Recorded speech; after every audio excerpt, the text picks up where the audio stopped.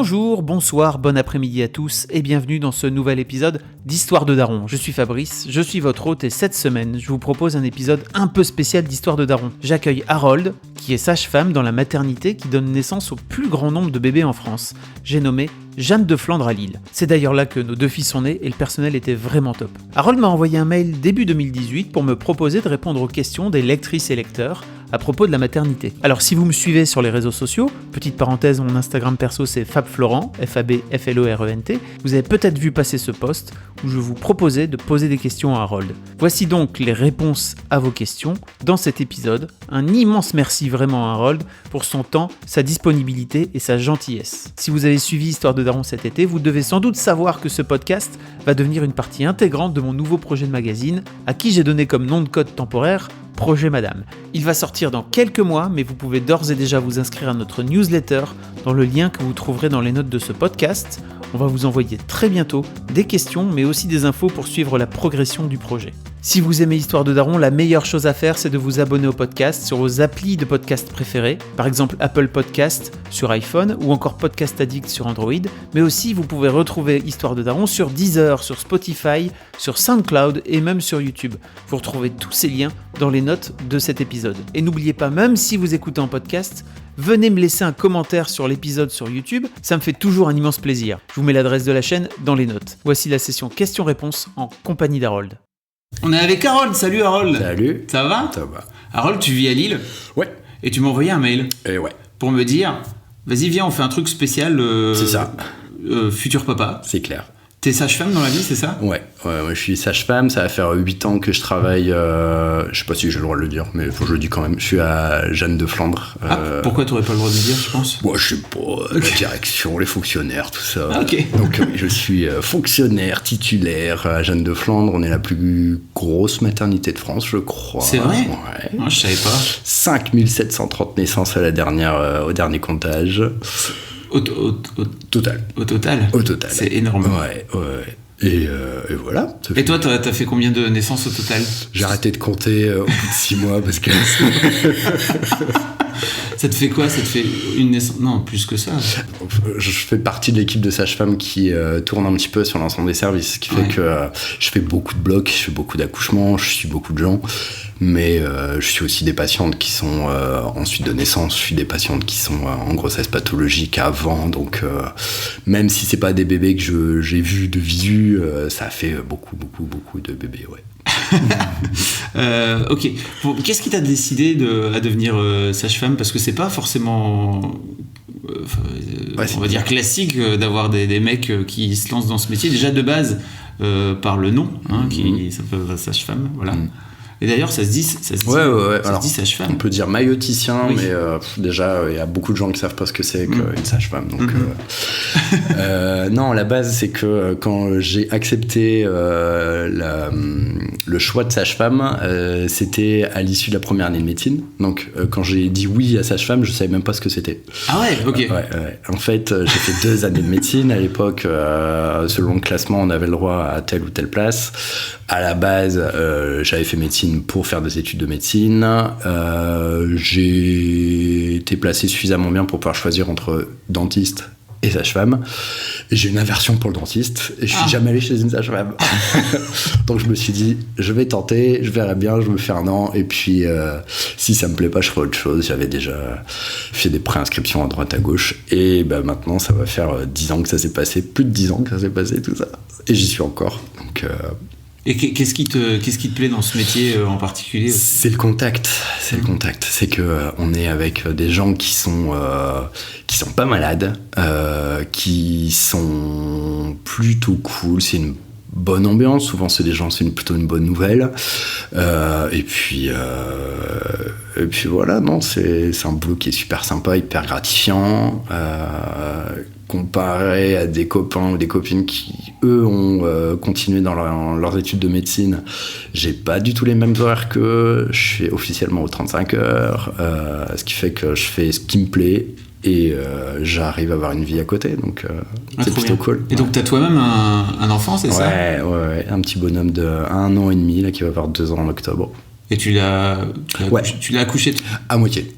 À moitié. À moitié. Alors, ouais, j'explique, c'est que j'ai aussi du coup la chance de bosser avec beaucoup de mes copines, parce qu'on est beaucoup de nanas. Ma compagne elle-même, elle est sage-femme. Elle vient de ma promo, donc on est le même cercle de copains. Et en fait, vous êtes connus pendant vos études. Ouais. Et du coup, voilà, le jour J, on est allé là où je travaille, donc ma deuxième maison. Les gens qui étaient de garde ce jour-là, justement, c'était des copains à nous. On a pu faire notre truc tranquille, à notre sauce, sans que personne nous embête. Et alors, est-ce que tu as réussi en tant que papa, ça doit finir par devenir un peu ton quotidien de voir des enfants naître. Est-ce que toi, en tant que père, tu as réussi à vivre vraiment ce truc-là? Parce que moi, je t'avoue que j'en ai pas vécu beaucoup des accouchements à titre perso. Ouais, non, si. Alors après, il y a les vieilles... je veux dire, maintenant, pour moi, un accouchement, c'est... je vais pas dire que c'est du quotidien, mais c'est un acte qui est assez classique. C'est sûr que pour des gens qui accouchent pas tous les jours, ça a une charge émotionnelle qui est hyper importante. Nous, on avait justement ce côté-là, je vois plus comme... c'est tout l'inconnu qu'on n'avait pas, donc tout du stress qu'on n'avait pas, c'est des lieux que je connaissais, c'est au contraire, c'est quasiment comme à la maison pour moi. Alors après, bien sûr, il y a l'inconnu, il y a le stress de savoir comment ça va se passer, ça bien sûr, comme tout bon papa, je l'avais, mais je savais très bien tout ce qui était possible et tout ce qu'on aurait pu faire, donc aucune inconnue là-dessus. Et puis de base, avec ma copine, on est plutôt... on laisse voir les choses, on se stresse pas, et puis voilà. Puis j'imagine que vous devez avoir un peu l'habitude de ce fait-là, ça vous a un peu facilité la vie, j'imagine. Carrément. Pourquoi t'as envoyé un mail, en fait ça fait un moment. C'était début d'année, si je ne me trompe pas. C'était une époque où je découvrais le podcast. Et puis je découvrais toutes ces histoires de papa qui avaient vécu leur accouchement et tout ça. Et effectivement, moi là c'était encore tout frais. C'était Robin, il avait même pas encore 1 an. Je me suis dit que avoir un daron entre guillemets qui pour lui c'est son quotidien, c'est pas la même chose. C'est pas la même chose. Moi, c'était quelque chose, c'était un moment magique, et oui, c'était un de mes plus beaux jours, mais il n'y a pas tout le côté surprise, le côté oui. Et donc tu voulais filer un coup de main au mec qui écoute éventuellement. Exactement. Est-ce que tu bosses toi avec des futurs papas en préparation ou pas? C'est quelque chose que pas vraiment. La structure veut qu'il y ait des cours de préparation qui soient déjà établis, que c'est des cours qui sont très bien faits, c'est des cours un peu classiques, avec des prépas sophro, yoga, classiques. Donc ça c'est quelque chose qui tourne pas mal. Après, maintenant, il y a beaucoup de préparations qui se font à l'extérieur de l'hôpital. En libéral, il y a beaucoup de sages-femmes qui organisent ça. Il y a de plus en plus de sages-femmes qui s'installent en libéral, qui organisent des trucs qui sont toutes avec des formations différentes. Donc il y a un choix dans la préparation qui est assez importante. Moi, dans mon exercice, je travaille surtout en service. Donc auprès de mamans qui sont soit hospitalisées en prénatal, donc pour des raisons X ou Y, et c'est à ce moment-là que moi je vois les couples. Et puis des fois je les vois directement en salle de naissance, qui ont aucune préparation. C'est des gens qui vont avoir cette naissance-là dans les heures qui suivent, et puis du coup on se fait une petite préparation accélérée, mais du coup c'est du hyper personnalisé, donc c'est ça qui est cool. Moi je me souviens quand mes 2 filles ont accouché à Jeanne de Flandre, et il y avait on va dire 1 heure de cours de préparation spécial pour les papas. C'est un truc qui se fait toujours, ça, ou pas? Non, ça se fait plus trop, ça. Ça dépend beaucoup des gens qui peuvent le faire, ça dépend des créneaux qui sont disponibles et tout ça. Dans certaines maternités ça se fait, il y a certains ou certaines sages-femmes libérales qui le font. Chez nous, je pense que c'est une habitude qui s'est perdue, ou alors je suis pas au courant, mais c'est plus quelque chose qui est... Il y a un petit moment aussi. Et d'ailleurs, je me souviens que c'était une femme en fait qui faisait ce truc-là, et ça avait été assez compliqué en fait de briser la glace, parce que autant entre femmes, j'ai l'impression... Alors moi, j'ai eu la chance de participer au cours de préparation de ma femme, parce que comme je bossais de chez moi, je pouvais faire un peu ce que je voulais, et c'est vrai que la différence de communication qu'il pouvait y avoir entre les femmes et entre les hommes, c'est pas pareil. C'était dingue. C'est pas pareil. Les mecs, ils arrivaient pas à parler, quoi. Et justement, moi, je vois cette différence. Enfin, pour les côtoyer souvent, on n'a pas le même abord.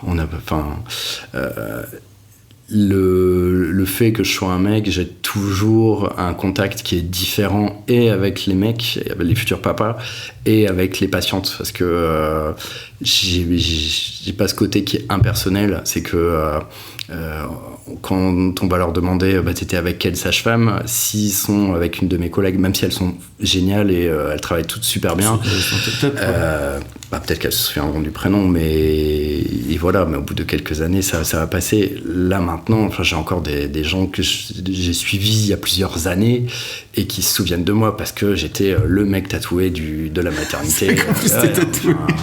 Il y a une époque, j'avais une barbe énorme, j'ai pas du tout la gueule de l'emploi, et du coup c'est ça qui est rigolo, c'est que d'emblée, moi, que je vais voir les couples, donc souvent ils sont dans leur chambre, ils sont hospitalisés, je tape à la porte, je dis bonjour, je suis la sage-femme, et là ils voient débarquer un type, nous on n'a pas des blouses roses, c'est des trucs un peu Bordeaux, lit de vin, mais ils voient débarquer un mec comme ça, on dirait un type qui a piqué une blouse, quoi. non, je suis vraiment sage-femme. Je suis compétent. Et voilà. Et du coup, souvent, c'est ça qui brise la glace. Et du coup, on n'a pas du tout le même abord. Et puis, le contact passe très, très bien. Ouais. Qu'est-ce que tu as envie de dire aux jeunes pères qui écouteraient ce podcast et qui auraient envie de se préparer, ouais. Mais qui n'oseraient pas parce qu'ils se disent c'est pas mon domaine. Il faut, parce que il faut déjà se préparer. C'est important de se renseigner, c'est important de prendre des infos. Maintenant, il faut faire attention de où on prend ces informations. Il ne faut pas aller chercher n'importe où, n'importe quoi. Tu parles de n'importe où, tu parles de... sur Internet. Internet en particulier. Je ne vais pas citer de site, mais il y a des choses... à part se faire stresser, prendre des mauvaises informations, c'est pas la bonne idée. Et après, à contrario, j'ai envie de dire, faut pas essayer de tout comprendre. Ce que moi je dis souvent à mes patientes, c'est que en obstétrique et dans le milieu de la naissance et tout ça, il y a une grande partie où on ne connaît pas, on ne maîtrise pas. On sait à peu près en général comment ça fonctionne, on sait que si je fais telle chose, ça va entraîner telle conséquence. Mais on peut pas prévoir, on peut rien anticiper vraiment, et c'est ça auquel je pense qu'il faut se préparer. C'est que le côté naissance, et justement après, ça va être comme ça pendant toute la vie du gamin de toute façon, mais il faut pas partir sur un préconçu de ça va se passer comme ça, elle va accoucher telle heure, ça va se passer... non, il faut connaître des choses, c'est bien. Lâcher prise, c'est mieux. Et puis, comme tu dis, c'est un bon entraînement c'est clair. Pour la vie après, parce que après, ça se passe jamais comme on l'a prévu, quoi. J'ai reçu quelques questions, et puis après, on va rebondir dessus. Hein. Cool. Alors, moi, je voudrais savoir, en tant que future maman, pour intégrer au mieux le papa dans tout le processus de grossesse, de naissance et d'accompagnement du petit enfant, je voudrais éviter d'exclure le papa à cause d'un excès de fusion. Je vois que les jeunes mamans sont super inquiètes pour leur bébé et ont tendance à vouloir tout contrôler. Et moi-même, j'ai ce trait de caractère dans la vie en général. Alors ça, c'est un truc qui s'adresse plutôt aux mères. En tout cas, peut-être qu'on peut aussi, si on est un père, avoir cette discussion-là avec sa femme. Qu'est-ce que tu as envie de répondre ? J'ai envie de dire que tout va dépendre déjà de la façon dont fonctionne le couple. Si de fond, la future maman, elle a un côté un peu protectionniste sur son enfant, c'est quelque chose qui est normal. Dans un sens, il faut que le papa l'intègre et l'accepte. Il ne faut pas que non plus il se sente rejeté au profit de ce bébé qui arrive. C'est hyper difficile à anticiper. C'est la relation, surtout quand c'est un premier, on sait que ça va être hyper important, mais aussi bien sur le côté hormonal que sur le côté déficit de sommeil, on ne sait pas comment on va réagir. On peut pas savoir. Ce qui fait que c'est plus ça auquel il faut se préparer en tant que papa et puis aussi en tant que maman, c'est que chaque jour va être différent et il faut pas que parce que la maman aura pas dormi pendant 2 jours, je dis pas que ça arrive tout le temps, mais il faut pas que le papa prenne la mouche parce que tout de suite ce sera toujours pour le petit. Il faut pas qu'il se sente exclu et puis après forcément la réaction primaire qu'on aurait envie, c'est écoute, je vois que tu te débrouilles mieux, moi j'ai pas ma place là-dedans. Non, c'est le papa a peut-être autant de place que la maman près du bébé. Ce bébé a besoin aussi de son papa, et c'est aussi important d'avoir deux figure auquel s'identifier, et d'avoir pas uniquement une relation avec maman.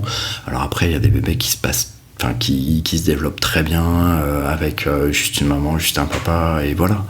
Mais non, faut pas trop anticiper ce genre de choses, je pense. Alors je sais pas comment t'as fait toi, mais moi je me suis vraiment battu avec ma femme pour qu'elle me laisse la place à l'époque, et c'est sans doute un conseil qu'on peut donner aux mecs, c'est-à-dire si vous avez envie de prendre cette place-là, il y a un moment donné où il faut lui dire, il faut lui redire, il faut lui redire, il faut lui dire en fait j'ai envie de participer. C'est ça. Et je sais que je l'ai. Il faut pas fuir en fait. J'ai un peu violenté, tu sais, à lui dire non mais j'ai vraiment besoin de. C'est ce que je disais, c'est hormonal. Ouais. C'est que il y a une fusion qui sera faite avec le bébé, et voilà, et c'est difficile de rentrer dans cette fusion-là, dans ce couple-là. Même si on donne toute la bonne volonté du monde, des fois, enfin, c'est maman lionne, quoi. Elle va être vraiment protectionniste sur l'enfant. Mais voilà, il faut montrer que non, on a aussi notre place et qu'on a envie de participer à tout ça. Mais la façon, entre guillemets, naturelle de réagir, c'est je vois qu'elle se débrouille toute seule. Moi, je vais faire mon truc dans mon coin. Je vois que ça, c'est plus quelques mois plus tard où ça risque de... Et ça se joue dès les premiers jours, en plus. Hein, on a tendance à se dire, c'est pas grave, je reviendrai plus tard et je rattraperai mon retard, entre guillemets, mais je pense que c'est super dur de le rattraper. T'as déjà vécu, toi, alors après peut-être la naissance, en tant que sage-femme, vous gérez ce genre de conflit dans le couple ou pas Non, pas vraiment. On a le contact avec les couples au moment de la naissance. Ouais. Après, moi, j'ai fait beaucoup de suites de naissance aussi, donc je voyais un petit peu comment les couples étaient. Faut savoir que maintenant, les séjours de maternité sont de plus en plus courts, donc c'est un petit peu difficile. Il y a une étape qui est capitale après la naissance, c'est 48-72 heures après. Il y a une chute d'hormones qui est assez terrible. Il y a vraiment une pseudo-dépression qui peut apparaître. En plus, c'est le moment où la montée de lait arrive. C'est le moment où le bébé, justement, s'éveille un petit peu, commence à vraiment réclamer et à vraiment avoir besoin de contact. Là, c'est difficile. La maman, forcément, va avoir une action protectrice, va vraiment essayer d'entourer au maximum le bébé. Papa peut se sentir un petit peu exclu. C'est notre rôle aussi de faire la balance s'équilibrer un petit peu, de montrer que le papa peut aussi faire des choses, que la maman n'est pas vouée corps et âme à son bébé et a le droit aussi de souffler un petit peu, de laisser papa prendre. Ça, c'est important. Mais c'est aussi important que ce soit l'équipe qui en parle aux parents, parce que ça va pas de soi des fois. Et c'est là qu'on voit qu'on est des animaux quand même. Clairement. C'est dans notre profession, j'ai l'impression dans l'ensemble des professions médicales, on a une notion de la vie, de l'équilibre, de la vie, de la mort. C'est quelque chose qui est terrible. Et puis, oui, on est vraiment des animaux. Vraiment. Contrôlés par ces hormones. Non, mais plus que ce qu'on en croit, est-ce qu'on veut l'accepter, c'est clair. Alors, j'ai une personne anonyme qui me dit ma femme souhaite accoucher sans péridurale et je compte l'aider du mieux que je peux. Nous avons d'ailleurs opté pour l'aptonomie. Alors, l'aptonomie, c'est une façon de se préparer à la naissance en prenant contact avec le bébé. Donc, c'est beaucoup sur le toucher, c'est beaucoup de mettre des relations en place avec la maman et le papa déjà pendant la grossesse, avec beaucoup de massages au niveau du ventre, accompagner le bébé dans des mouvements et pendant surtout le travail et l'accouchement, de l'accompagner dans la descente. Et souvent, quand la préparation est très bien faite, ça fait des très beaux résultats. Oui. Et alors, il parle aussi de la méthode Bonapace, que je connais pas. Alors, c'est Bonapace. Bonapace. C'est, ça, on le voit un petit peu moins souvent parce qu'il y a moins de professionnels qui sont préparés. Alors, moi, je suis pas spécialiste là-dedans, mais de ce que j'en sais, l'idée, ça va être de détourner les notions de douleur de la maman vers autre chose. C'est-à-dire décentrer la douleur de la contraction vers des autres sensations. Et ça, du coup, c'est beaucoup de préparation mentale derrière. C'est certaines petites manipulations qui peuvent provoquer des douleurs, mais ailleurs, donc par exemple sur les bras, sur les poignets, et qui sont faites au moment des contractions, ce qui permet de détacher la maman de la douleur et qu'elle puisse rester dans le travail. Okay. C'est intéressant. En tant que père, tu la pinces, c'est ça? Ouais. C'est non, vrai. si. Ouais. Alors, il n'y a pas que ça, mais il y a certains points de ponction qui sont particulièrement douloureux, dont un qui est ici, sur l'intérieur du poignet, où les recommandations, c'est ça, c'est de créer cette stimulation douloureuse chez la maman. Ok. Donc souvent, du coup, c'est le papa qui, quand il fait partie de cette préparation-là, peut avoir ce rôle. Okay. Donc ça et l'aptonomie, c'est vrai que c'est des préparations géniales puisque ça donne un rôle au papa. Ça l'intègre dans le processus du travail. Il n'est pas juste là en tant que spectateur à voir sa femme qui souffre parce que... Enfin, c'est pas dire... Non, je vais corriger. Elle ne souffre pas, elle a juste mal. Ce qui est important, c'est ça, c'est de faire la différence entre de la souffrance et de la douleur. C'est que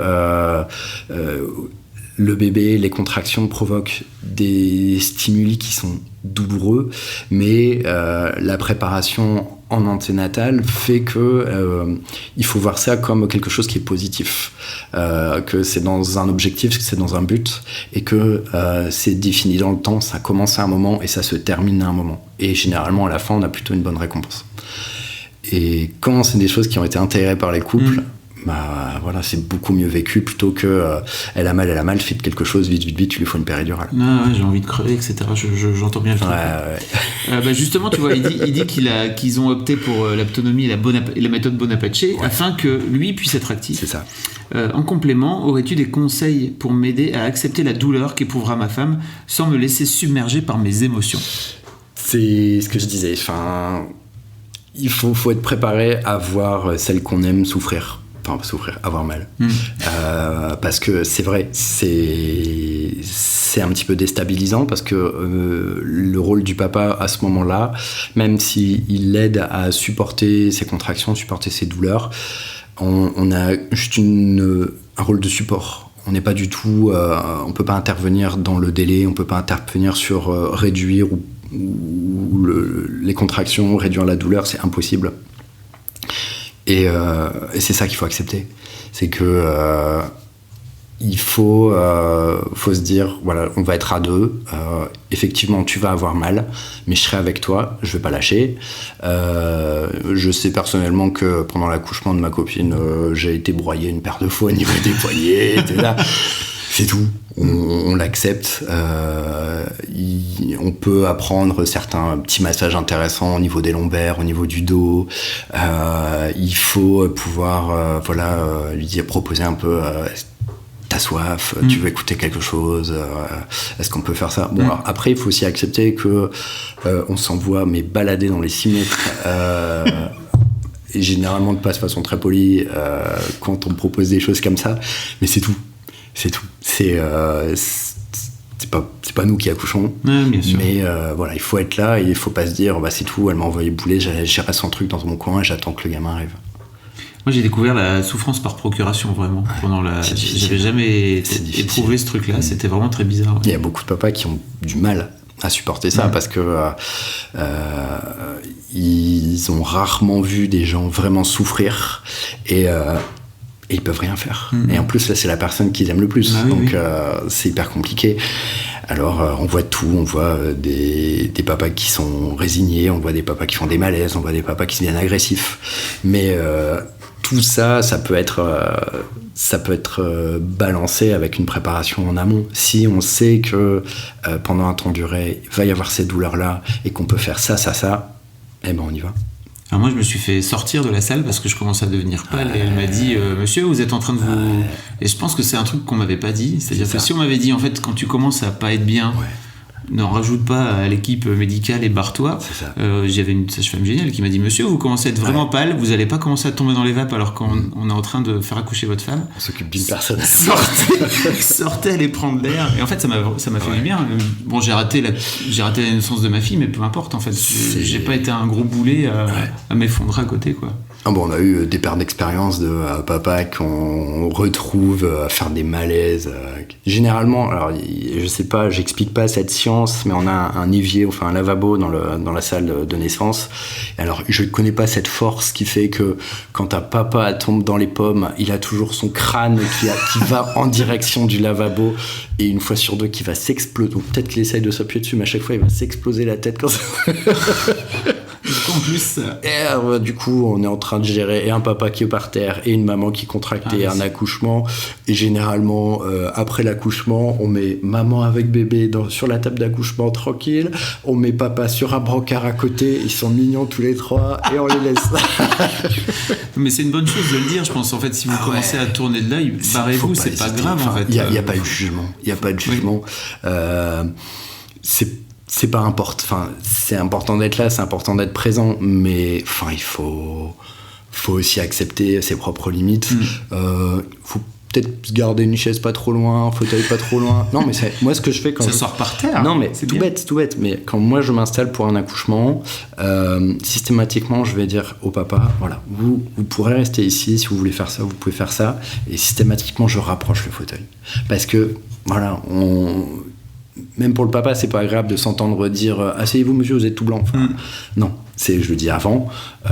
Généralement, en plus, moi j'ai l'habitude maintenant de m'installer très bas pour les accouchements, donc généralement je travaille assis, une petite lumière tranquille, un petit peu de musique, et voilà, ce qui fait que si le papa il est installé à côté, assis, voilà, ça choque pas maman. De toute façon, maman a autre chose à faire que de regarder comment il est installé à côté.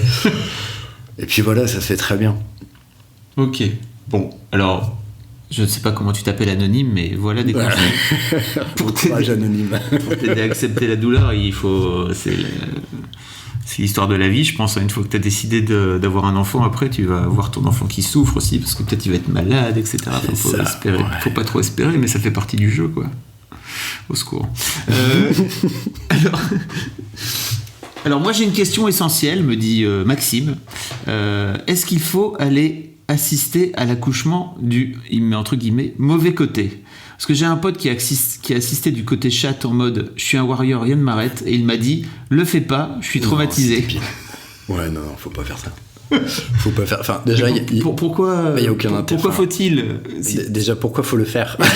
Non, non, non. Enfin, il y a aucun intérêt à part se faire dégoûter. Je pense qu'il y a une magie qu'il faut conserver. Il y a, pour nous, la notion de pudeur, elle est hyper importante. Quand je dis c'est une petite lumière tranquille, on essaie de mettre le moins de monde possible dans la salle. Bon, de temps en temps, on a quand même besoin de personnel en plus, que ce soit un anesthésiste, un médecin, une auxiliaire de puériculture ou une autre sage-femme. Mais on va essayer vraiment de minimiser au maximum, et c'est aussi pour le papa, quoi. C'est que je pense que si on mettait le papa à quatre pattes, allongé sur le dos avec le bas enlevé, je suis pas sûr que la maman aurait envie d'aller de l'autre côté, quoi. C'est pas intéressant. Non, c'est pas sa place. Alors toi, tu recommandes pas carrément, même s'il y a des mecs qui disent. J'interdis pas, mais déjà pour nous en tant que pro, moi personnellement ça me dérange. Ça me dérange d'avoir quelqu'un qui est à côté de moi. On a eu des mecs qui filment avec leur téléphone et tout ça. Ils sont libres, ils font ce qu'ils veulent. C'est leur femme, si la maman elle est consentante, pourquoi pas, si c'est leur délire. Mais où est l'intérêt, quoi? Où est l'intérêt? Qu'est-ce qu'ils vont faire de ce film après? Ils vont pas le montrer, tiens, regarde, c'est l'anniversaire de tes 8 ans, je vais te montrer le film de ta naissance. Non, tu fais pas ça, quoi. Non. Ça sert à non. Je pense que d'une manière générale, en fait, vous êtes obligé de rien faire, quoi. On est obligé. Pourquoi se coller des contraintes comme ça, c'est fou? Des contraintes. Je sais pas. Lui, il dit est-ce qu'il faut assister? C'est un challenge. Je sais pas. C'est peut-être un délire masculiniste de se dire tiens, je vais regarder. J'ai jamais vu ça. Ça va être magnifique. Je veux dire. Tu vois, sur internet, il y a plein de vidéos. T'es pas obligé le jour de la naissance de ton enfant d'aller te mettre en mode spectateur. Tiens, je vais faire une découverte. Non, c'est pas ni le jour ni le moment pour faire ce genre de découverte. Non. J'entends. C'est ce que tu veux dire. Alors moi perso, j'étais à côté, ça m'a déjà bien suffi, quoi, vraiment. Ouais, mais c'est ça. Et puis après, moi je sais que dans ma pratique, je demande aussi, je fais participer les papas. Je veux dire, on va pas laisser le papa dans son coin et puis gérer juste la bouteille d'eau, le brumisateur. Enfin, systématiquement, je vais demander s'ils veulent le couper le cordon, je vais demander s'ils veulent voir le placenta, l'examen du bébé après la naissance, pareil, je demande à ce que le papa il soit là. Donc vraiment, tout ce qui est important qu'il voit, ou même pour la curiosité, c'est vrai que ça... Enfin, qui a déjà vu un placenta? Il n'y a pas grand monde. Juste le fait de le voir. Et puis moi je sais que quand je le montre, j'explique vraiment à quoi ça sert. Voilà, ça c'est le cordon, ça c'était penché ici. Et voilà, enfin c'est vraiment de la belle mécanique. Enfin, quand je dis on est des animaux, c'est vraiment ça. Mais... C'est de la belle mécanique, t'en dis. Ah non, c'est une belle mécanique. On est des belles machines quand même. Mais non, enfin, il n'y a aucun intérêt, même scientifique, à juste aller mater. Enfin, c'est juste pas intéressant, quoi. C'est pas intéressant. Oui. En revanche, je pense que moi j'ai un souvenir où la sage-femme, elle a insisté 2-3 fois en fait, alors que j'avais pas envie. Donc vraiment, le faites pas si vous en avez, pour couper le cordon. Pardon. Ah oui, non, bien sûr. Le faites pas. Ah ouais, vraiment. non, Moi, heureusement, j'ai juste dit laissez-moi tranquille. C'est votre métier. Et je pense que l'idéal, c'est d'en parler avant. Oui. Et même, je pense que quand aller en travail encore, même qu'on n'est pas installé pour l'accouchement, c'est important d'anticiper ce genre de choses, d'expliquer à la sage-femme qui s'occupe de cette future maman, de se dire bah voilà, nous on avait réfléchi, moi j'aimerais bien faire ça, est-ce que ça vous pensez que c'est possible, et puis voilà, comme ça au moins au moment de l'accouchement c'est des choses qui se font naturellement et il n'y a pas de stress à se dire ah oui mince j'y avais pas pensé, je le fais pas. Généralement on dit bah non j'ai pas envie de le faire et au final c'est un regret derrière. Non, il faut essayer d'anticiper un petit peu. En fait, je pense que c'est pareil, je pense qu'on se dit que c'est pas le moment d'embêter, etc. Et tu vois, nous on est là pour faire que ce soit le meilleur souvenir possible et que ça se passe le mieux possible. On veut que quand ils y repensent une semaine, un mois, un an plus tard, ils aient pas de regrets et de se dire ah bah tiens si j'avais su j'aurais peut-être fait ça. Ou c'est pour ça que nous on va toujours essayer au maximum de répondre à ces attentes-là. Des mamans qui ont envie d'accoucher dans telle position, ok, pourquoi pas. Nous, on est contre rien. Il y a beaucoup, en ce moment, sur Internet, il y a beaucoup ce qu'on appelle des projets de naissance. C'est très à la mode en ce moment. Des quoi ? Alors, projets de naissance. Des projets de naissance. Ouais. C'est-à-dire que c'est des couples qui, sur une feuille de papier, vont noter une liste un petit peu des choses qu'ils voudraient pouvoir faire ou des choses qu'ils ne veulent pas faire pendant le travail, pendant l'accouchement. Okay. Et ça, c'est de plus en plus souhaité par les équipes parce que ce que je disais, c'est que c'est anticipé. On fait les choses de façon organisée, puis au final, ça roule tout seul parce que justement, ils l'ont demandé en amont. Alors, ce qu'on se rend compte, c'est que autant il y a quelques années, c'était des choses qui sortaient un petit peu de l'ordinaire. Quand on entendait, il y a peut-être une petite dizaine d'années, projet de naissance, on se disait, oh là, qu'est-ce qu'on va encore... ça va être des histoires des trucs un petit peu loufoques. Autant maintenant, les projets de naissance qu'on trouve sur Internet, il y en a des tout faits, il y a des idées, il y a des pistes. Maintenant, dans la pratique quotidienne et habituelle des sages-femmes et des équipes, c'est, j'ai envie de dire, c'est le menu de base, quoi. Okay. Donc, souvent, on reprend la liste et puis on dit, donc ça, oui, effectivement, ça, il n'y a pas de problème, c'est fait d'emblée. Je pense, par exemple, le pot à pot ensuite de naissance. C'est vrai qu'il y a quelques années, on prenait le gamin directement, on allait le peser, on l'emballait, pyjama, et puis terminé. Autant maintenant, depuis quelques années, on s'en fout de savoir combien il pèse, quoi. On sort le gamin, on le pose sur maman, cordon même intact encore, qui bat encore, on le pose sur maman et on le laisse. On lui met juste une couche pour éviter de devoir faire un petit peu de nettoyage après. Mais on va aller le mesurer ou lui mettre juste un petit body, un petit pyjama, juste au moment de remonter dans sa chambre en maternité. Mais on n'a aucun intérêt à aller l'embêter avant. Et ça, il y a peu de mamans qui le savent. Et du coup, c'est important aussi pour nous de pouvoir anticiper. Okay. Comme ça, au moment où la maman accouche, elle sait que ce sera fait. Et que du coup, elle n'aura pas besoin d'y penser, elle n'aura pas besoin de leur demander. Parce que quand on vient d'accoucher, on n'a pas envie de demander tout ça, quoi. On a autre chose à faire. Ah, c'est cool. Ouais. Je ne savais pas, tu vois, que ça se faisait de plus en plus. Alors, j'ai Manu qui a d'ailleurs participé à un épisode sur où il est passé par fausse couche, PMA, jumeaux, une belle histoire, et total, et qui demande en fait pourquoi selon les structures le conjoint peut être présent lors d'une césarienne ou alors c'est totalement interdit dans d'autres. Attendez dehors, monsieur. Alors je savais pas que tu pouvais, en tant que conjoint, tu pouvais être présent lors d'une césarienne. Alors, l'idée là en ce moment, dans tout ce qui est contact avec le couple, c'est la proximité au maximum. C'est-à-dire que ce soit la proximité de maman avec papa, de papa avec bébé, de maman avec bébé. Il y a certaines structures, effectivement, je pense surtout aux cliniques ou à des structures qui sont un petit peu plus petites. On est sur un fonctionnement de bloc opératoire assez classique, ce qui fait que dans la réglementation, on ne peut pas faire rentrer du public comme ça pour des raisons X ou Y, bonnes ou pas, je ne sais pas, je ne travaille pas là-bas pour dire si c'est bien ou pas. Dans de plus en plus de maternités, je ne vais pas dire qu'on incite, mais on le propose. Au moins pour les césariennes programmées ou sans urgence ultime. Oui, okay. Simplement parce que une fois que le bébé est né, une césarienne ça dure 1 heure à peu près, le bébé est né au bout de 10 minutes, le reste c'est s'assurer que les saignements vont bien, c'est suturer, c'est faire le pansement et tout ça. Pendant ce temps-là, soit on installe bébé en peau à peau sur maman, mais sachant qu'il y a des champs opératoires et tout ça, c'est pas hyper pratique, ou alors on peut proposer de faire le peau à peau sur papa. Okay. Et ce qui fait que nous des fois ça nous arrive d'installer papa juste à côté de maman, du côté des anesthésistes, donc vraiment du côté de la tête de maman avec bébé, ou alors dans une petite pièce à côté où on a fait l'accueil de bébé avec papa et tout ça.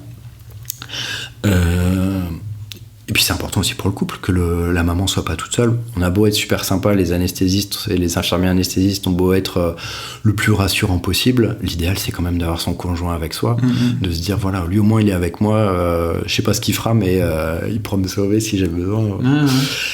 Après, ça se fait pas dans toutes les structures. Dans toutes les structures, ça se fait pas. Je disais surtout les petites maternités où le bloc de césarienne fait partie du bloc général. Okay. Là, ça se fait moins. Et puis après, les césariennes qui sont faites en urgence, où il y a besoin de faire une anesthésie générale chez la maman. Généralement, dans ces cas-là, on doit placer un tube dans la trachée de la maman. Il n'y a pas d'intérêt, c'est pareil, voilà, c'est bof cool. On préfère que papa soit dans la petite pièce à côté auprès de bébé pour son accueil, qu'il fasse du pot à pot. C'est jamais agréable pour un papa de voir sa compagne anesthésie générale avec un tube dans la gorge.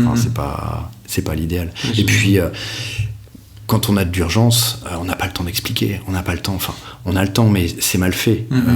On préfère dire installez-vous ici, on vient vous chercher pour bébé, on va s'occuper de votre dame. Je vous explique tout ce qui s'est passé après, mais pour l'instant, on a besoin d'agir. En tout cas, ça vaut la peine. Tu veux dire que ça vaut la peine de poser la question. Oui. Il y a des centres, ne serait-ce que dans la région ici, il y a des centres qui le font. Il y en a qui le font pas. Nous, plus de la moitié des césariennes, on a le papa qui est présent. Okay. Dans quasiment toutes les césariennes programmées, c'est même incité. Mais alors après, voilà, c'est un travail qui est fait par les équipes. Je veux dire, il y a une dizaine d'années, il y avait 0 papa dans les salles de césarienne. Et c'est parce qu'on essaie de travailler là-dessus, que les anesthésistes acceptent, que les obstétriciens acceptent. C'est une petite logistique, mais en tout cas, c'est hyper important. Je pense qu'en tant que parent, ça vaut la peine de poser les questions pour faire au moins avancer les mentalités. Carrément. C'est ce que tu as l'air de dire. Ah ouais. Ok, c'est cool. Alors moi, j'ai pas vraiment de questions, mais plutôt un thème à aborder qui reste assez peu connu si tu t'informes pas un peu de ton côté. La fameuse nuit de la Java, aka le pire moment de ta vie de jeune parent. C'est clair. Pour nous en tout cas. C'est important d'y être préparé à l'avance pour pouvoir y survivre. Alors c'est quoi la nuit de la Java ? Alors la nuit de la Java, ce que je disais tout à l'heure, c'est les petites surprises qu'on a en maternité. Généralement, c'est au bout de 48 heures, 48-72 heures. Moi, je vais dire ce que j'explique à peu près à mes parents. C'est que... mes parents. Mes couples. C'est que généralement, bébé arrive, il est un petit peu fatigué, il est un petit peu sonné par tout ce qui s'est passé, il dort beaucoup. La première nuit, souvent, les mamans nous disent « Ah, je suis contente, je m'étais préparée à ce qu'il pleure toute la nuit. En fait, il a bien dormi, c'est chouette. » C'est la deuxième nuit. C'est la deuxième nuit où là, ce qu'on appelle la nuit de la Java, c'est parce que ça coïncide avec la montée de lait de la maman. Montée de lait, on revient toujours, on est des animaux, c'est... naturellement, une maman va avoir une montée de lait, donc elle va commencer à produire du lait. Mais la condition pour que ça se développe et pour qu'il y ait de plus en plus de lait, c'est qu'il faut qu'il y ait un bébé qui stimule. Et au bout des 48 heures, il y a un petit truc qui se déclenche dans le cerveau de bébé et qui fait que là, il va commencer à stimuler. Et quand il veut stimuler, il y a des gamins qui peuvent être non-stop au sein. Et du coup, ça veut dire que la nuit, il va pleurer beaucoup. Il va avoir beaucoup besoin de contact, beaucoup besoin de téter. Et ouais, ça peut être difficile parce que ça peut être une maman qui a un peu mal suite à son accouchement, ça peut être un papa qui a mal dormi après la nuit précédente, une maman qui a mal dormi. On n'est pas chez soi, on est à l'hôpital, enfin, c'est un peu l'enfer. Et moi, j'ai bossé en suite de naissance, j'étais fixe de nuit pendant plusieurs mois, donc c'était mon dada, c'était ça, c'était les parents que je retrouvais sur le coup de 2-3 heures du matin, au bout de leur vie. À se dire mais qu'est-ce qui se passe, il y a un problème, il pleure, je comprends pas et tout ça. Mais le truc c'est ça, c'est que comme je sais plus comment il s'appelait l'auditeur, on n'en parle pas. C'est dodo. C'est ça. C'est que dans beaucoup de préparations à la naissance, on parle de avant l'accouchement, mais on parle pas de après. Et la nuit de la Java, pour moi, ça devrait faire partie d'une séance complète. C'est que voilà, c'est le moment où vraiment c'est dur. Et c'est normal, c'est que c'est un peu comme l'accouchement, c'est dur mais c'est normal. Et c'est tout, là ce bébé il a juste besoin de confort, il a juste besoin d'être près de sa maman, il a besoin de manger. Et on aurait vite fait de demander, et puis il y a quelques années ça se faisait, c'est tiens le bébé il pleure beaucoup, on va le mettre en nurserie pour que maman elle puisse se reposer. Non, il faut que ce bébé il soit auprès de sa maman, il faut qu'il y ait ce contact qui se crée, c'est un moment qui est hyper important. Et moi j'avais l'habitude de dire, alors il faudrait que je revérifie mes sources de statistiques, mais j'avais lu ça quelque part, la première année du bébé, accroche-toi bien, c'est 182 nuits de sommeil. Tout est pour tout mis au bout à bout en moins. Comparé, ouais. Avant la naissance de ton gamin, tu fais des bonnes nuits de sommeil, des belles grasses mat et tout ça. La première année de ton bébé, en moyenne, tu réduis ta durée de nuit, tu fais des nuits blanches et sur une année complète, ça fait quasiment la moitié de tes nuits en moins. Et du coup, généralement, en fin de la deuxième nuit, je leur dis, allez, vous en avez déjà fait 2, plus que 180. Mais non, mais c'est hyper important, il a raison. C'est important d'en parler, c'est important que les gens soient préparés. Voilà, il y a beaucoup de monde qui pense, et je pense surtout aux visites en maternité. Combien de fois on va en maternité? Alors après, les familles sont là, les familles des amis, ils pensent bien faire. Oui, on va aller voir machin, elle a accouché, on va aller voir le petit bébé et tout ça. Non, foutez-leur la paix. Enfin, je veux dire, dans une semaine, dans 2 mois, il sera encore là. Allez-y à ce moment-là, quand elle sera installée, quand ça va rouler. Là, elle a juste besoin de se reposer. Le matin, on les voit, mais démolies. L'après-midi, elles ont des visites, elles osent pas dire que... c'est pas qu'elles veulent voir personne, mais elles ont envie de se reposer, quoi.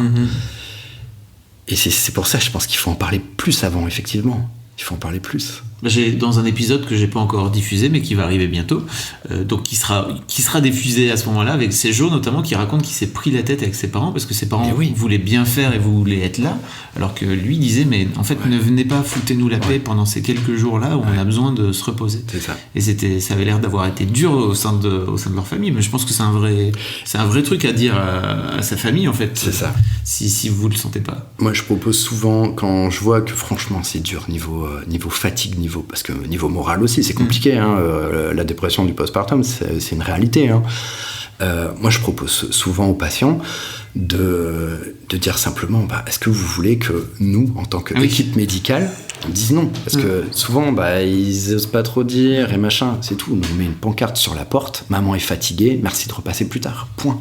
Et après, mais c'est l'équipe, elles veulent pas, nanana. On s'en fout, on veut bien passer pour les méchants, mais voilà, il faut qu'ils se reposent. Et alors après, l'avantage, c'est que maintenant, l'avantage, je sais pas si c'est un avantage, mais les séjours en maternité sont de plus en plus courts. Ce qui fait que,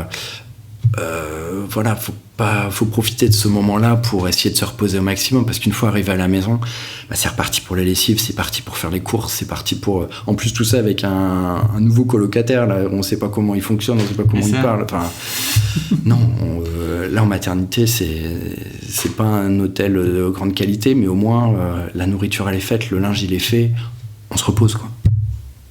Et on a autre chose à faire que de recevoir tati, mamie, et ça on pourra le faire dans un mois. Donc ton conseil aussi, c'est de dire, vous pouvez demander éventuellement au personnel carrément. de jouer le rôle du méchant. Carrément. Flic, quoi. Ah ouais, nous, des pancartes, on en met souvent pour dire non. Enfin, ou alors vous limitez, ou alors vous venez pas. Mais voilà. C'est important. Heureusement que vous êtes là. Est-ce que tu auras un conseil général à donner aux futurs papas qui écoutent, ou aux futures mamans d'ailleurs, mais plutôt a priori aux futurs papas, qui écoutent cet épisode? Un conseil, un conseil, ce serait de laisser tomber tous ces préjugés, tous ces espoirs, mais toutes ces... Non, il faut garder de l'espoir, c'est important. Mais toutes ces idées préconçues, il faut rester esprit ouvert et se dire, c'est tout. J'avais prévu que ça soit comme ça, mais a priori, ça va se passer autrement. C'est tout, ça va se passer comme ça, et puis ça sera très bien aussi, et puis tant pis, quoi, la Terre va continuer de tourner. C'est vraiment une histoire de... faut relativiser les priorités, quoi. Et je pense qu'une grossesse et un bébé, c'est le truc qui te fait relativiser un truc qui te paraissait capital et le centre de ta vie quelques mois encore auparavant, et tu te dis, mais comment je pourrais faire sans ? Au final, tu fais sans parce que t'as pas le temps. Et c'est tout. Et la Terre, elle continue de tourner, ça se passe très bien. Et puis voilà. Merci beaucoup, Harold. Mais de rien. C'était super bien. Écoute, peut-être qu'on refera un autre épisode. Avec plaisir. Si les gens me posent d'autres questions, carrément. je te referai peut-être signe dans quelques mois. Il n'y a pas de souci. Un grand merci d'être venu jusque-là. De rien. Et puis, si vous avez envie de rencontrer Harold, surtout n'hésitez pas, venez accoucher à Jeanne à Lille. Quand vous voulez, 7/7, 24/24. Merci beaucoup. De rien, salut. Voilà, j'espère que cet épisode vous aura plu. Surtout, vous n'hésitez pas à me dire ce que vous en avez pensé. Vous pouvez m'envoyer un message sur ma page Facebook qui s'appelle Histoire de Daron, bien sûr. Ou alors sur mon Instagram, je suis sur FabFlorent, FabFlorent. J'adore recevoir vos messages et je fais en sorte de répondre à tout le monde. Si vous avez une histoire de daron ou quelque chose qui fait de vous un daron un peu à part, surtout vous n'hésitez pas, vous m'écrivez sur histoirededaron@gmail.com, histoire avec un S, daron avec un S, je ferai en sorte de vous répondre. Enfin, je vous donne rendez-vous pour le prochain épisode d'Histoire de Daron, ça sera le premier lundi du mois de septembre, ça sera le lundi 3 septembre 2018. Je vous souhaite d'ici là une très belle fin de mois d'août et une très belle vie bien sûr.